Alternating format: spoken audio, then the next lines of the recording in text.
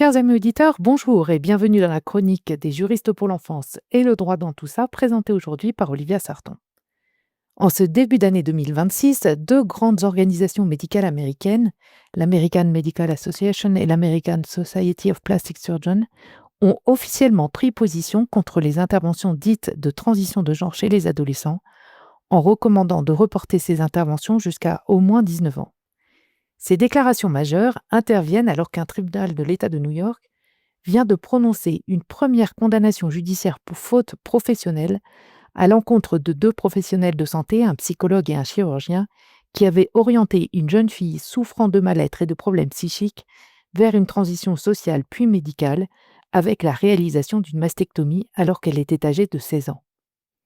Début février, l'American Society of Plastic Surgeons, l'ASPS, a déclaré que, je cite, à la lumière de publications récentes rapportant une certitude très faible des preuves concernant les résultats en santé mentale, ainsi que des préoccupations émergentes sur les risques potentiels à long terme et le caractère irréversible des interventions chirurgicales chez une population en développement, l'ASPS conclut qu'il existe des preuves insuffisantes pour démontrer un ratio bénéfice-risque favorable pour le parcours d'intervention endocrinienne et chirurgicale lié au genre chez les enfants et les adolescents.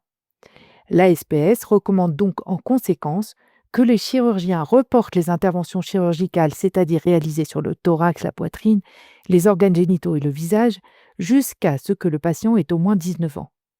L'association a pris soin dans sa déclaration de développer les arguments justifiant ces réserves.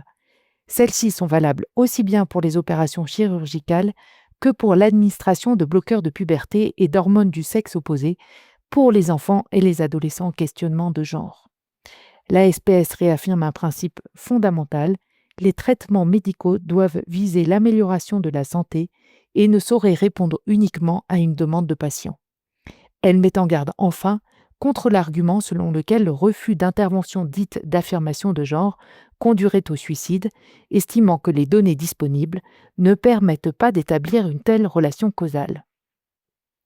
La position adoptée par l'ASPS ne signifie pas que les personnes seront laissées sans soins. Toute la question porte de savoir sur quel type de soins peuvent leur être prodigués. Des scientifiques en Grande-Bretagne appellent à repsychopathologiser la volonté de transitionner médicalement.